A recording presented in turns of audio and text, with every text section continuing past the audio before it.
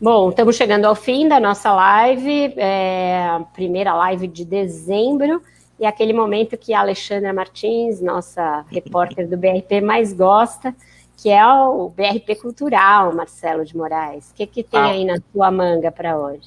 Então, na verdade, eu ainda não vi. Eu vi o trailer, mas quero ver muito, e só o trailer já fiquei arrepiado, que é um documentário que está no Globoplay desde ontem, chamado Cercados, que mostra justamente os bastidores da cobertura, né, do jornalismo cobrindo a pandemia, né? Então, a gente são depoimentos ali fortíssimos, são casos, assim, estarrecedores de como está se lidando com esse acompanhamento diário. Acho que vale muito a pena ver. Está muito bem filmado de novo. Eu não vi ainda, mas vi um trailer dá uns 2 minutos o trailer. Um negócio assim, ainda mais pra gente, que é jornalista, né, que está no meio a gente até que não está tão no meio desse front, mas muita gente está tendo que cobrir a parte mais pesada dessa cobertura, que acho que é a cobertura mais complicada que a gente teve em jornalismo.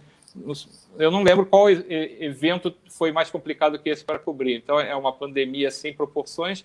Na época da gripe espanhola não tinha jornalismo como tem hoje, era muito incipiente. Então, a gente está tendo uma cobertura desse tamanho e quem acompanha esse documentário provavelmente vai ficar muito perplexo com a dimensão das coisas, que a gente vai esquecendo, que é o que a gente estava falando. A gente está desde março enfrentando essa pandemia e já esqueceu muita coisa que aconteceu no meio desse caminho, muitas tragédias que aconteceram no meio desse caminho e muitas irresponsabilidades que aconteceram no meio desse caminho. Então, é importante a gente dar uma dimensionada. Essa série, esse documentário da Globoplay, o Cercados, é bem interessante, né, cara? É isso, eu assisti, recebi na véspera dele entrar no ar na Globoplay, ele dura 1h20, menos de 1h30,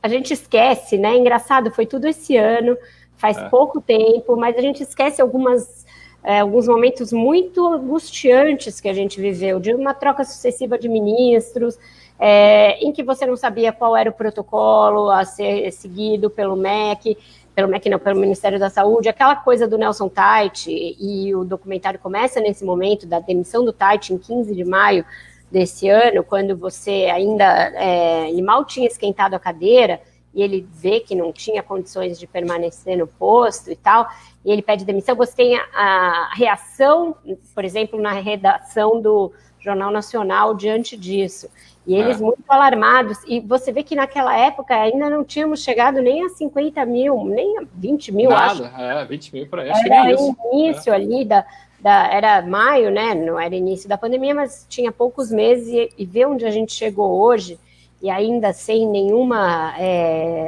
previsibilidade, com o governo ainda jogando contra. Então, é uma situação muito angustiante rever aquilo. Ele chama Cercados, em parte porque os jornalistas ficavam ali naquele cercadinho do Alvorada, que depois foi abandonado, e ali você tem os insultos todos daqueles bolsonaristas, isso tudo está filmado, os jornalistas tentando fazer pergunta ao Bolsonaro e ele se recusando a responder, ou os jornalistas sendo atacados, inclusive fisicamente. Tem a situação do Dida Sampaio, fotógrafo do Estadão, então realmente vale muito a pena.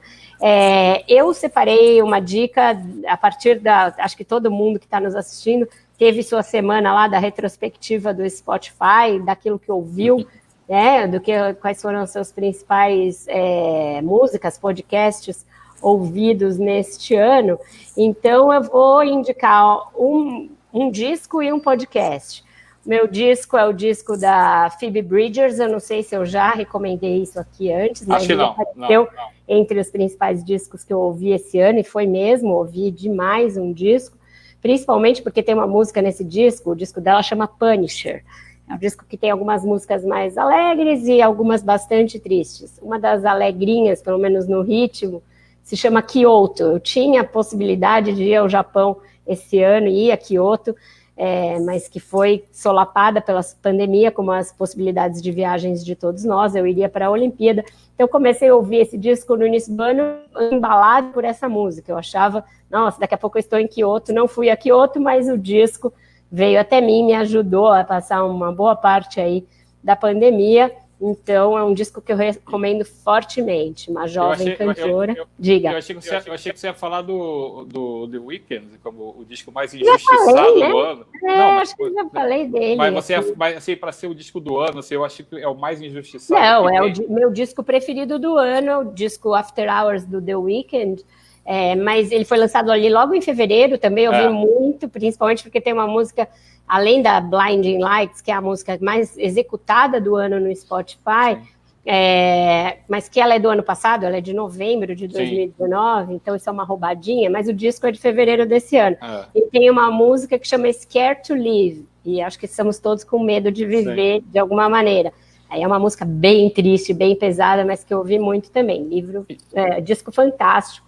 Igualmente. E o podcast que eu vou indicar é o podcast da nossa amiga Tatiana Vasconcelos, da CBN, se chama Namorada, eu acho que também não é a namorada... Não, namorada, na residência, na casa, e ela fala ali de vários aspectos de mulheres que vivem sozinhas e que moram sozinhas, por escolha própria ou não, mas como as várias estratégias de vida solitária, ainda mais no momento em que a gente ficou muito tempo em casa, como esse ano, ela se dá no aspecto financeiro, desde você fazer comida ou pedir, você ter um namorado que durma ou não em casa, então tem vários episódios, é muito legal, e a Tati faz isso de um jeito bem leve, juntamente com uma colega que faz o podcast junto com ela, então indico muito, apareceu lá na minha maratona de podcasts o Namorada, então é a minha dica de podcast para quem está namorado em casa, fazendo quarentena, porque a gente vai precisar se fechar de novo em casa para evitar esse vírus. É verdade. E, Vera, se você quiser matar a saudade do que você ainda não viveu em Kyoto, você pode ver o filme lá do Lost in Translation, né? Que ela vai, a Scarlett Johansson, a personagem dela, vai para Kyoto e toca ao fundo a música do Air, aquela banda francesa, chamada Alone in Kyoto, em que é uma música que faz a trilha sonora exatamente dessa passagem dela ali meio introspectiva em Kyoto, quando mostra ela visitando a cidade, para você mata ali a fissura enquanto não consegue ir lá para Kyoto. Não vivi esse ano, mas eu já fui. Kyoto é uma das cidades preferidas da minha vida. Eu fui lá em 2014 e achava que ia de novo, mas não rolou. Tá, pessoal, ficamos por aqui. Bom fim de semana a todos, cuidem-se, bom fim de semana, parça, até semana que vem. Tchau, gente, tchau, Vera, até mais. Até mais, tchau, tchau.